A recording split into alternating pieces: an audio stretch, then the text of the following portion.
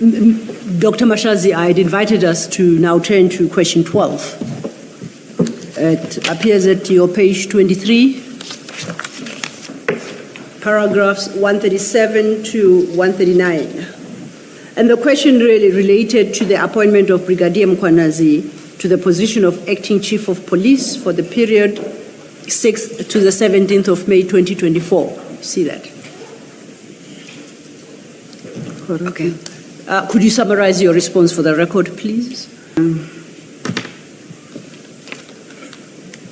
Yes, he was appointed from the 6th to the 17th of May to act in the position of Chief of Police, and the appointment was made by myself because he qualified for the position to act, because he was already a Deputy Chief of Police.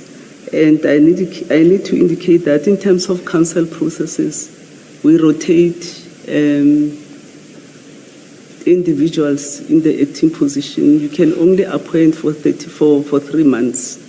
And if you can, the Commission can recall that at some point Mr. Spies acted, I appointed him to act, and also during Zolo's period, Zolo was also appointed.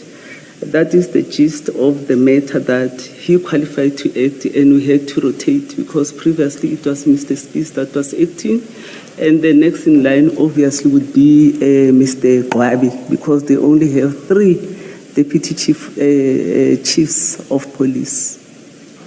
Thank you. Commissioner Kumalo?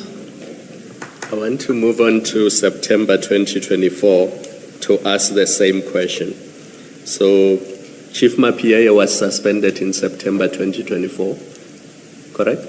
Correct. And somebody then had to be appointed as acting Chief of Police, correct? Correct, Commissioner. Was that also Brigadier Mkwanazi, now Deputy Chief Mkwanazi? The acting Deputy Chief was then Deputy Chief Mzolo when... No, my question is, when Chief Mapieya was suspended in September 2024, you had to appoint an acting Chief of Police. Correct. Who was that? Who did you appoint as acting Chief of Police in September 2024? I don't have my records to recall exactly who was. It's either it was Mkwanazi or I do not recall, but we'll have to get the documentation. I don't want to waste time, so maybe you can come back to that on that. Yes. So it will be a same question, but different period. Thank you. Correct, Commissioner. If I may then just, because you've promised Commissioner Kumalo to come back on that issue, just to remind you that the clip we watched yesterday, where you responded to the issue of the IPID report, you recall that? It's on record as that interview as having been conducted on the 3rd of February, 2025. Correct. And at the time, reference to Brigadier Mkwanazi is as acting Chief of Police. Correct. I'm just giving you a sort of a timeline and perspective. So if you accept that he was an acting Chief of Police in February 2025, yours is to work backwards. Appointed. I think it's one of the HR processes where it provides, it indicates that for any acting, it should not overlap the period of 3 months.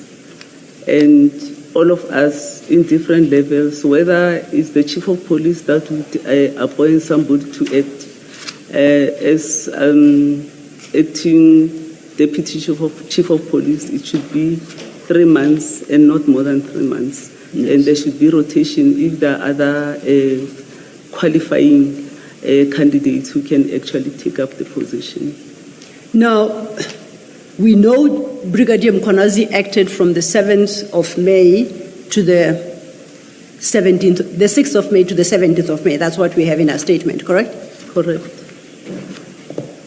I don't want to answer your question, but when Chief Mapieya was suspended, to my recollection, I think Brigadier Mkwanazi was appointed as the acting Chief of Police. speak under correction, of course.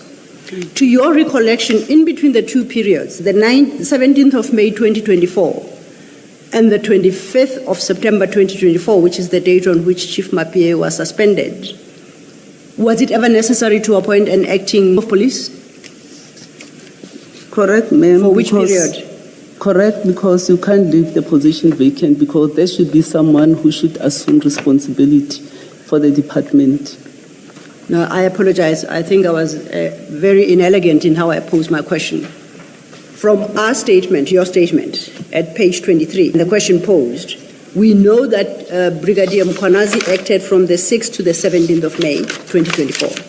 Correct. My question is, between the 17th of May, 2024, and the 25th of September, 2024, which is when Chief Mapie was placed on suspension. Are you with me? Correct, ma'am. Was there ever a need to appoint an acting chief of police? Correct. When was that? And basically, before he was suspended, was he ever not at work, requiring the appointment of an acting chief of police, Chief Mapie? Okay, thank you. When he is off sick or when he is on leave or any individual on leave, we need to have someone, whether it's one day, someone taking the responsibility for the department. And I'm asking whether or not that situation arose in the period, Yes. 17th of May. When? When? Between the 17th of May and the 25th of September 2024, was Chief Mapie off or sick or not at work, requiring you to appoint somebody to act in his stead? We wouldn't appoint somebody to act if the chief of Mapie was on duty. And to be honest, we need to get the records of his leave, whether it was sick leave, because as I indicated that, unfortunately, I could not draw up his leave record because he is. I will make just a general statement that on a monthly basis, or not monthly basis, or 2 monthly basis, the chief of police will be off. Either his father is sick in Mpumalanga, or he is sick himself, or he needs vacation leave. That's why at the point when we gave him those 30 days, he did not have enough vacation days. Okay. So each time when a person or an incumbent is sick or is on leave, any kind of leave, we need to have someone acting. So we'll have to therefore go back, as we indicated, the time constraints, and get the sick leave of the chief of police on that particular day, or the leave forms. Thanks. Perhaps the way I posed the question implies that I require of you to recall those times Chief Mapie was not at work and therefore somebody had to be appointed in his position. No, I didn't intend to communicate that, but perhaps let me ask a different question. Between the 17th of May, 2024, when the acting appointment of General Mkwanazi terminated, and until your retirement from the city on the 30th or 31st of July 2025, whatever the end date is, did you ever appoint anyone as an acting chief of police or persons? And from what you stated, your paragraph 138, the choice would have been either Mr. Mkwanazi, because then he was appointed deputy chief of police. It was Commissioner Spies, because he already held a similar position. He was one of the 3 deputies, right? And the third was Mr. Gwabe. So you had a choice of 3. Mm-hmm. In that period, did you ever appoint any one of them to the position until you retired of acting chief of police?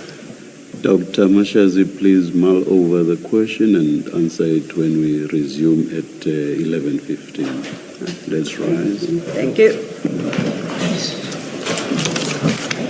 We were trying to resolve some programming glitches we were experiencing. We had hoped to have finalized by 11:15. We ran over and delayed you for 3 minutes, for which we tender apologies. All right. Thank you. Thank you. But I'm glad to mention that they've been resolved. Thank you. Thank you, Chair. Dr. Mashazi, and to you, you're waiting. Apologies for the 3-minute delay. I know you are keen to finalize and go home. We were at question 12 starting at page 23. And my question to you had been, as reflected in question 12, Brigadier Mkwanazi acted from the 16th to the 17th of May. You have that date. Correct. 2024, yes. Chief Mapieye was suspended on the 25th of September 2024. Correct. You retired end of July 2025. Correct.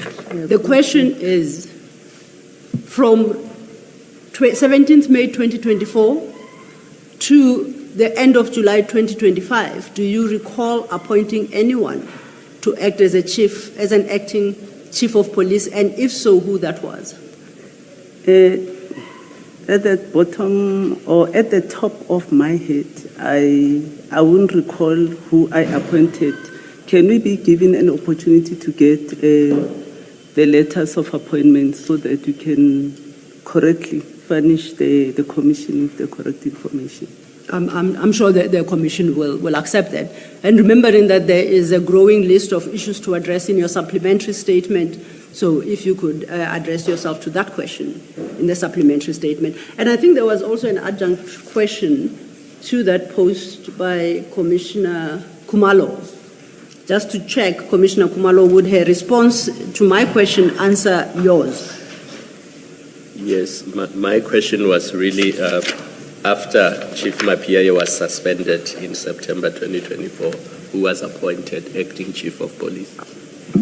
May I just inquire from the legal, Mr. Musa, please come to the microphone.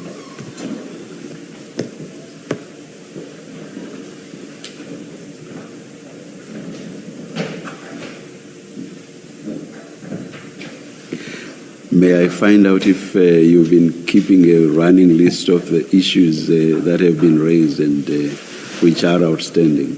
Yes, Commissioner, I've got a list that spans over a few pages. I think a lot of the aspects that Dr. Mashazi indicated she'd address, or certain aspects have then been subsequently covered in her testimony, which we then eliminated. However, we do have a long list of items that we will endeavor to obtain the info and respond. I know she's taken on the task of we'll assist the Commission by getting this and getting that. It's not as simple as she puts it, but we'll do the best that we can in the circumstances. Thank you. Thank you, Mr. Musa. Thank you. And perhaps, if I may add to that, Chair, the offer we previously made, to the extent that the Commission may be of assistance to Dr. Mashazi to obtain certain documentation from the city, I requested an indication latest by Wednesday for such assistance, and to please indicate, except each document requested must be described in full to enable a search for the said document. We appreciate the assistance. The difficulty may be the timeline of Wednesday, in that we would endeavor to obtain the documents first by ourselves. If no progress is made by Wednesday or Thursday, the moment it comes to our attention that we're not able to access such info or documentation, we fully title it and address it to the Commission. What problem do you have, if any, if you just quickly identify the documents, which should be relatively easy since you already have a running list? What problem do you have, if any, simply giving that list to Ms. Sillo for her to source the documents? I think in that regard, Commissioner, in that we've got a list of what's required. Yes. We'd make the full list available, fully described. Yes. Those documents we'd also want to get access to because it would form part of the statement that we'd wish to, the supplementary statement, and we'd have to have regard to it in terms of how Dr. Mashazi portrays it in the statement and elaborates on the annexures. So if the Commission is able to get access to it before us, for a copy to be provided to us and vice versa. I'll leave it to you to sort out the practicalities or the detail of the practicalities. Appreciate it. And I see, because yesterday when I said the Commissioner will avail Dr. Mashazi the opportunity to supplement whatever she may be minded to, so as to eliminate any prejudice that she may have suffered. You said you would consider your position whether you would take us up on that offer. From what you've just said, it seems to me that you are now taking us up on that offer. Indeed so. I think that position was established in very early yesterday morning, where Dr. Mashazi made an election by herself to obviously supplement.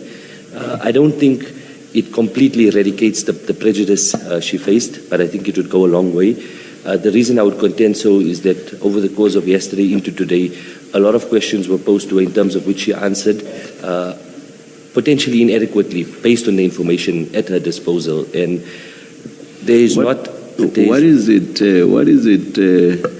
that, or rather in respect of which the prejudice would not be eliminated? Why can't that be addressed in an affidavit? We will obviously endeavor to do the best that we can to fully plug the gaps in terms of her testimony insofar as it related to I don't have the information or I'm going to try and access the information. She had a complaint to me this morning, not related. She says, if you look at what's going on in the media and what's being reported, it's as if though I'm being evasive, as if though I'm being arrogant, as if though I wish not to cooperate. She says, that is not the case. I wish to do the best that I can. But the problem is my hands are tied to an extent in that I can only answer to what's before me at the moment. So sourcing the documents and speaking to them and adding whatever else Dr. Mashazi may be minded to add should address that. You see, I do not want Dr. Mashazi to leave this commission saying that she was prejudiced. So I want to understand what you say the basis of the prejudice will still be if she is afforded this opportunity. One, she's given documents. Two, she supplements with regard to those documents. Three, she says whatever else and as fully as she may be minded to, so as to eliminate any possible prejudice. So what would the remnants of prejudice still be? I get where you're coming from. Because you see, thing is, from what you are saying, it means, or it suggests at least, let me not say it means, it suggests at least that even if Dr. Mashazi had been given 2 months, she would still say, but there still are some remnants of prejudice. Because I'm saying you are given, or she, at least through you, or with your assistance, she's given an opportunity to source the documents that she says she does not have. She's given an opportunity to address the content of those documents. She's given an opportunity to say whatever additional matter she may be minded to say or address. So what more prejudice would remain? Would she still suffer? Commissioner, I understand the question fully, and I agree with you that the opportunity to do a supplementary statement would go a long way in terms of eradicating or eliminating, and I'm using those words and I'll elaborate on what I'm speaking on instructions, on the prejudice that she perceived to have faced over the last 2 days. Firstly, the opportunity to do a supplementary would plug the gaps and answer the questions that remain unasked or to furnish the information that remains unsupplied. The aspect that, and again, it's under instruction, that she's referred to me, and I've got a duty to place it before the Commission, is that over the last day or so, I was in a position where I had to face certain questions and answer to certain allegations without having all the information at my disposal. Yes, while saying that, I did point out to her that the opportunity remains for us, not the opportunity, but it's mandatory almost now to go ahead and do your supplementary statement, and that will sort out the complaint you have. She says, what about the perception that has been created of me as a public figure over the last day? And I said to her, that is unfortunately something we can't do. We can't turn back the clock, but what we can do is use the next 3 to 4 days and optimize the opportunity to do a detailed supplementary statement, annexing anything that is important, as was illustrated over the last 2 days. But what you are referring to as to the perceptions that people out there may have, that does not go to the content of the evidence before us, nor does it go to how we will, in the end, assess that evidence. So in that regard, she will not suffer any prejudice. Are you suggesting that she will still suffer prejudice in that context? That is all that we as commissioners are interested in. And I agree. Do you accept that she will?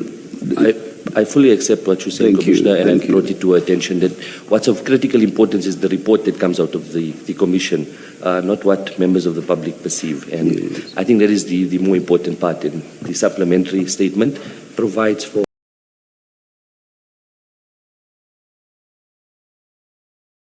that. So in that regard, we're happy.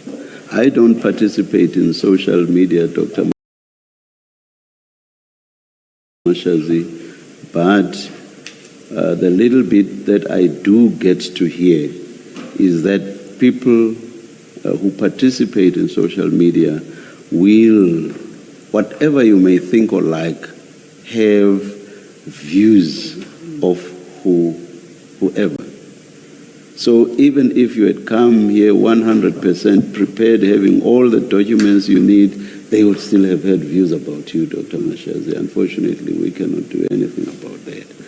But from where we are sitting, we want to eliminate, I will not say ameliorate, to eliminate all possible prejudice. And your attorney, Mr. Musa, says that if we avail you all the opportunities that I've repeatedly referred to, that prejudice will be eliminated. That's all that we as commissioners here are interested in. You understand? Correct. Thank you. Thank you, Mr. Musa, unless there's anything else you wish to add. Nothing further. Thank you, Commissioner. Thank you very much. Thank you. Thank you, Chair. Just perhaps one last issue. The undertaking to provide the supplementary statement by Monday, that will be the 8th of December. Does that stand? I actually forgot. I wanted to say, when we said this about the Friday deadline, that was yesterday. It's Tuesday now. And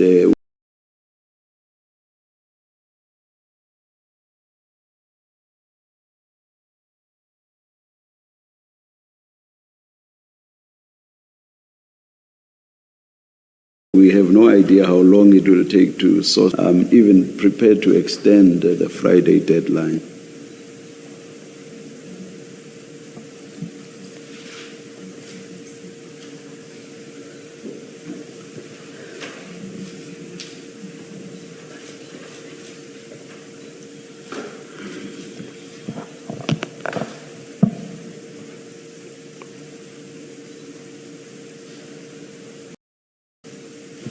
Mr. Musa, how is Wednesday next week?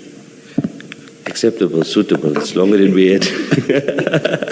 No complaints, Commissioner, that would be appreciated. Thank you. Thank you. Then the deadline is extended. It was, I don't think Mr. Musa had a choice because the chair probably forgot. The undertaking was Monday next week, not Was Friday. it? So you just gave him an gosh. extra 2 days, and I will not quibble with that. good. So Wednesday next week, we take it. I'm 60-something, so yeah. Thank you, Chair. Thanks, Mr. Musa. We're desperately trying to deal with question 12. You had indicated that there is a requirement, whether it's a policy requirement or from some other prescript, that imposes a duty upon a person of your position as the city manager, that if you appoint acting persons to any position, it must be on a rotational basis. So you have no election. It has to be on a rotational basis. Is that correct? Correct. Did I understand you correctly? Correct. Is it that strict, or is it a suggestion merely that preferably you rotate? Correct. No, they can't both be correct, Dr. Mashazi. The first inquires whether it's a strict requirement, so it is imposed on you, you have no choice, or whether it is like a guidance note for senior managers to consider, which I would then, if that is the case, accept that it would suggest that where possible, rotation is preferable. Which of the two? Thank you for the question. It's a policy directive that we must all apply. Tripartite. Yeah, apply.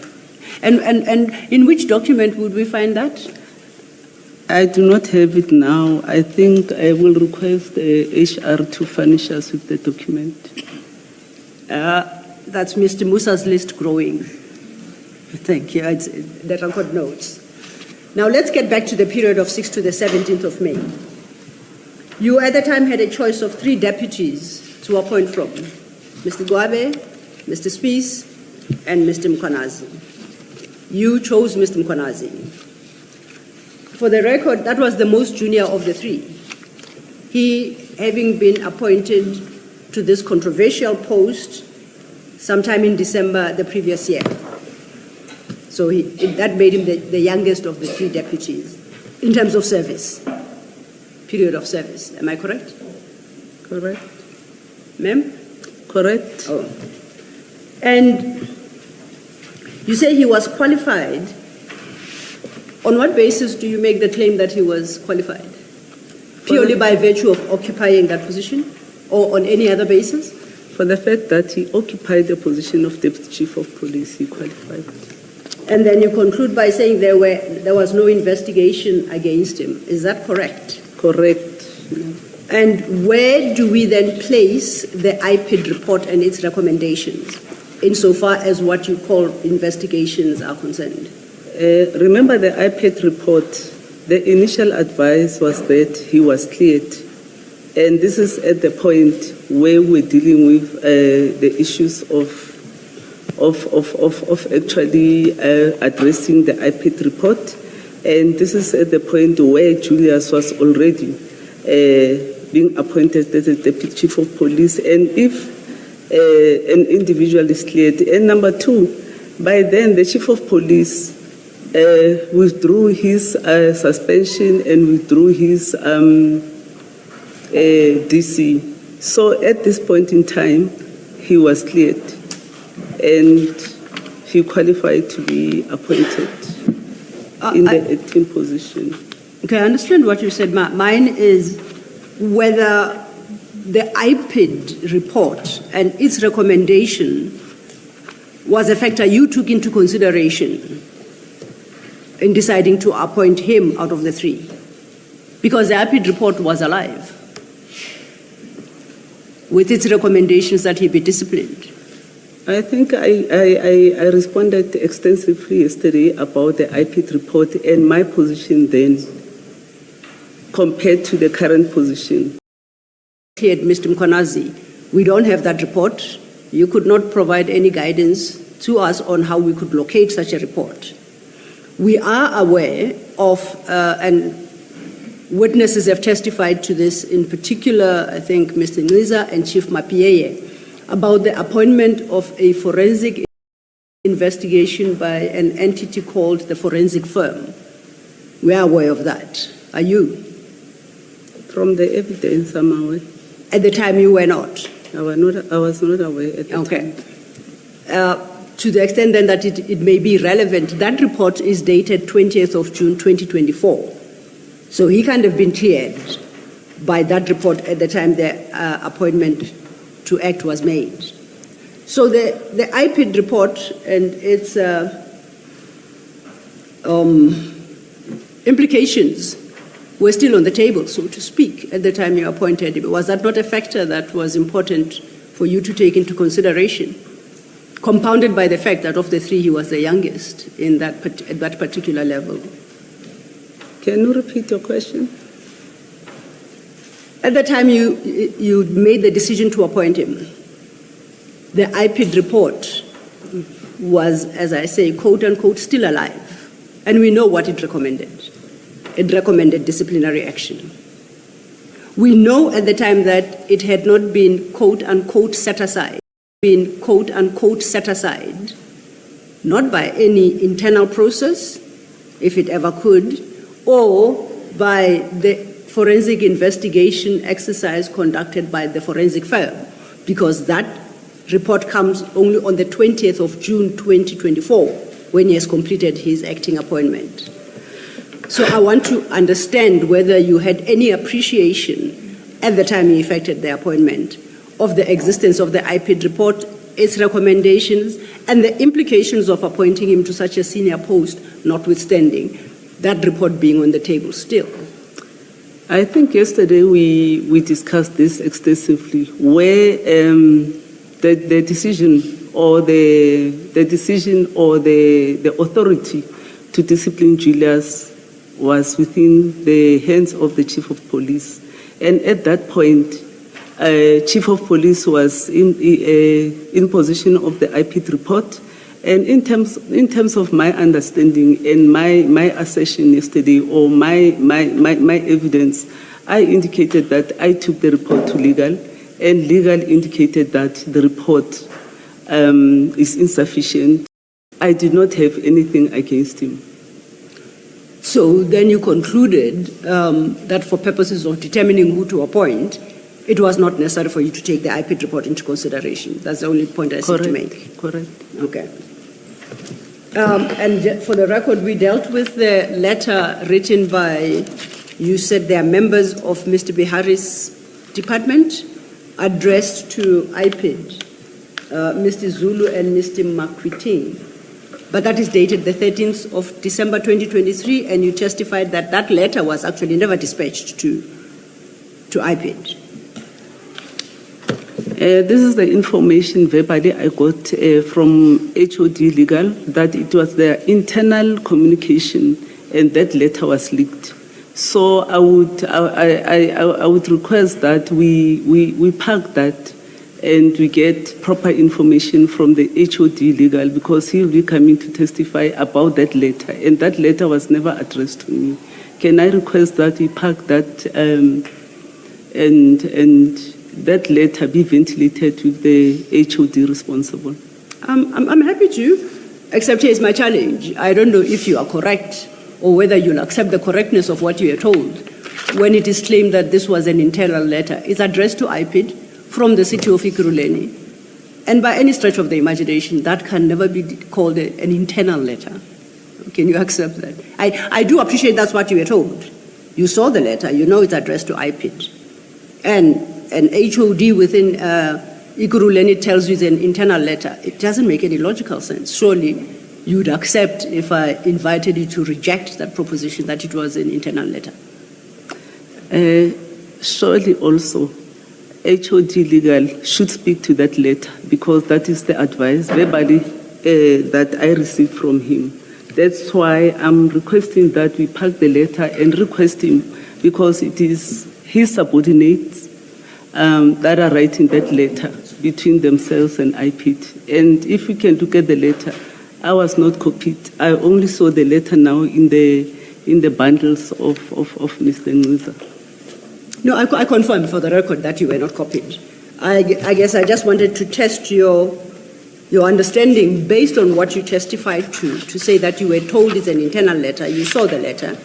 But if you accept what you were told, that is internal letter, notwithstanding the fact that it's addressed to IPID, I'll accept that. Is that your position?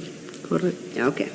Ms. Mashazi, Dr. Mashazi, does it mean when the head of legal, Advocate Behari, tells you a letter that you're looking at, and you can see it's addressed to IPID, it's dated, it's signed by his people, but it's addressed external to the department and to the municipality, are you telling us that notwithstanding what you see on the face of that letter, you don't ask questions? You don't say to the HOD, what do you mean? It's an internal letter, I can see. It's addressed to IPID. You just accept because that's what he tells you as the HOD of legal. Thank you, Commissioner. The letter, as I indicated, that the letter, I saw it now through the bundles from Mr. Ngiza as part of his evidence. I subsequently called the HOD. And remember, now I'm outside the system where I cannot give instruction or do anything. I can only ask and inquire that there is this letter in the bundle. What does this letter mean? Where is it from? Because I did not see it during my tenure as an accounting officer. His answer was it was an internal memo. between themselves. The letter was not yet sent to IPIT, and I think he is better placed to come and respond to that letter. So you just, your answer is you accept it, even though you're looking at the letter. You can see it's addressed to IPIT. You accepted when he said to you, no, it's an internal note. I accept That's it. all I'm checking with you. I accept it. Okay, thank you. Thank you. Thank you, Commissioner. Thank you, Dr. Mashazi. If you have regard to page 23, question 12, there were sub-questions to that question. Maybe before you do the Yes. sub-questions, let me just maybe make an overall observation and ask you for your comment. This appointment that you've been discussing, this acting appointment that you've been discussing with Ms. Sello, now knowing what you know now, which is the appointment of Brigadier Mkwanazi is in fact irregular because he didn't complete the competency test and therefore he could not have been appointed. That's your evidence as we understand it, or as I understand it. You know that now. You've also said yesterday in your evidence that you accept, knowing what you know now, that Behari's advice to you that the IPID recommendation is vague, has no basis. Now you know that it wasn't your language was it's not helpful to you. You accept that it was wrong. Knowing all of that, do you accept that the appointment of Brigadier Mkwanazi by you to act after that appointment, that invalid appointment, that appointing him to act as chief of police was in fact an irregularity? I accept. You accept that. Thank you. Thank you, Commissioner Baloyi. Sure, I would do honestly.